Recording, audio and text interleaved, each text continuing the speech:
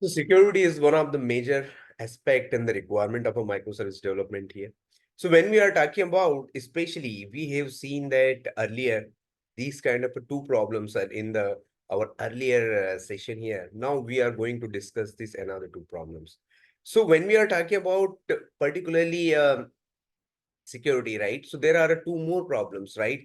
When you are access issues from the private network and the public network, different methodology for access resources and password without any encryption here, right? Another thing is that that is a majorly at the network level.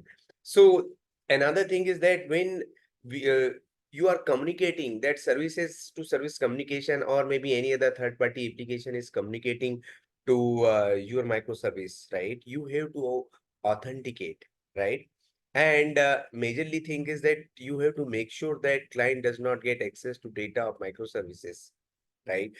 So you need to understand that how to authenticate any other client and how to take care majorly this access network access related issues here, and how you will basically accessing a resource and the password with the encryptions and without the encryptions here, right?